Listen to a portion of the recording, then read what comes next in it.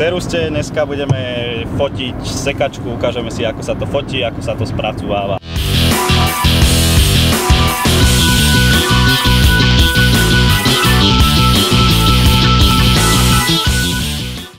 Takže v prvom rade si nastavíme foťák na manuálny režim, čiže na M-ko a vlastne kontinuálne snímanie si zapneme.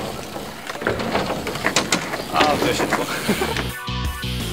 Ak máme nastavené vlastne na manuál a máme to kontinuálne snímanie, tak vlastne musíme riadne zacloniť, aspoň na F10, kvôli tomu, že budeme vlastne si to zaostríme, prepneme na manuálne ostrenie a vlastne budeme cvakať. Vtedy foťák vlastne neberie zaostrovanie, takže je rýchlejší. Budeme vlastne fotiť s Jakubom. Kubo, Locho, poď sem! Takže s Jakubom. Tak ideme na to, nie? Či? Ideme? Poďme. Dobre.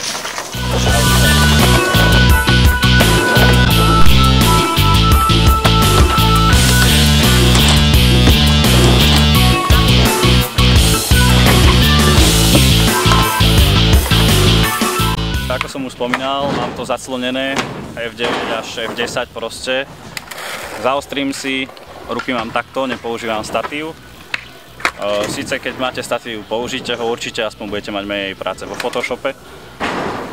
Mám čas 500, aby bol vlastne zamrazený a ISO 400 mi vyšlo. Čiže vidíte, je slnko proste a treba dávať takéto vyššie ISO. Klasicky nastavím sa a jak ide, tak vidím ho a proste cvakám do dopadu. A potom to v počítači vlastne spravíme. A je dôležité, aby tam bolo vidieť vlastne dopad aj odkaz. Ináč to nemá asi zmysel.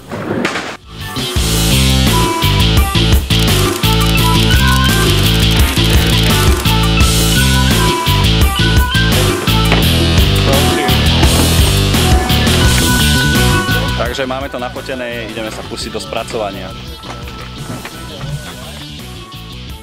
Takže poďme k editovaniu. Vlastne otvoril som si tie fotky, spravil nejaké úpravy, expozície. A vlastne tuto vidíme asi, že ako to vyzerá, jednotlivé framey. Niektoré nepoužijem, keďže by sa asi dosť prekrývali a nebolo by jasné, že čo je to vlastne za trik.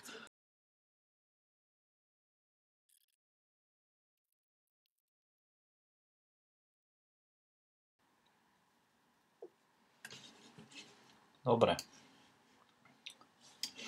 Takže otvoríme si vlastne fotku, ktorá bude v pozadie a vybereme si ďalšiu, hej, ktorá ide ďalší frame vlastne. A tu vidíme, že sa nám to bude určite prekrývať, keď si to preklikneme, takže pôjdeme asi rovno na túto ďalšiu.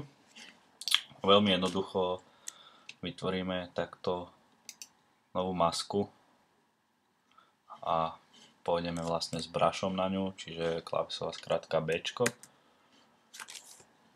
A odmaskujeme si vlastne túto jazdca.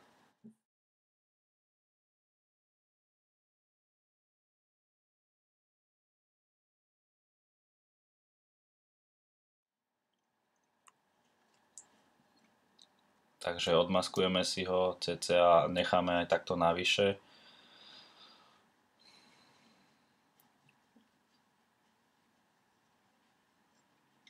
Všetko. A nezabudneme ešte zobrať aj časti, ktoré sa nehybu, čiže ten rail, keďže sme to nefotili zo statívu z ruky, tak budeme sa tu trošku viac hrať s tým. Takže zoberieme si asi túto časť a netreba vlastne zabudnúť ešte na tento tieň, ten je veľmi dôležitý, ináč by to vyzeralo dosť divne. Dobre, takže teraz si odklikujeme vlastne tú masku. Ako vidíte, sa nám to označilo a pôjdeme Select a Inverse. Čiže teraz sme vlastne to inverzli, máme označeného len toho jazdca. Teraz klasicky okopírujeme jablčko C, jablčko V, prepneme sa, prilepíme. Teraz vlastne vidíme tú novú vrstvu a prirovnáme si to vlastne sem, to si môžeme stiahnuť opacity na 50%, aby sme to vlastne úplne krásne všetko prirovnali. A to je vlastne tá nevýhoda fotenia z ruky. Kebyže to máme odfotené zo statívu, tak by sme tuto mali menej roboty. OK, takže toto by sme mali. Teraz vlastne vidíte, že tuto, ak sme zobrali s tým brushom, tak sa nám tu spravilo niečo takéto, čiže pridáme novú masku a zase pôjdeme brush, Bčko a čierny a vlastne takto to odmaskujeme celé, až pokým to vlastne nevychytáme, že to bude vyzerať normálne. Čiže je to taká piplačka trochu.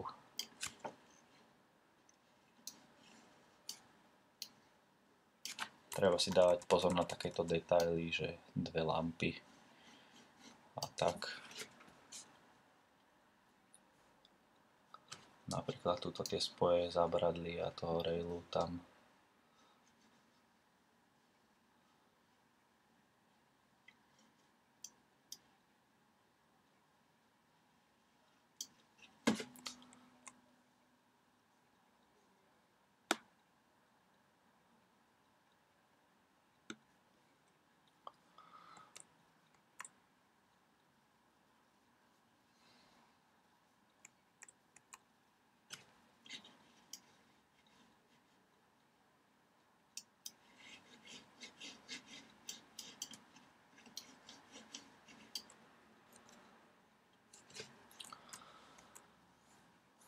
Dobre, ešte si pozrieme ten tieň, ako vyzerá.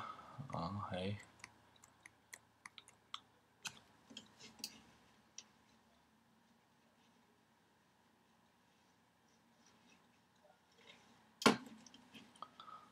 To na tých listoch by to ani nevadilo, keď sa takto, lebo to vyzerá celkom prirodzene.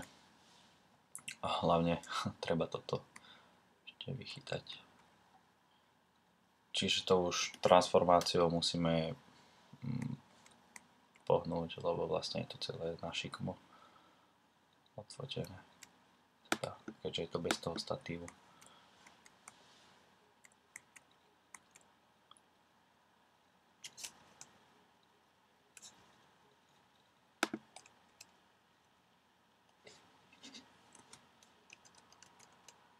Hej, čiže takto. No, dobre.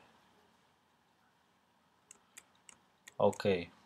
Takže vlastne takýmto spôsobom to prirobíme na celú fotku.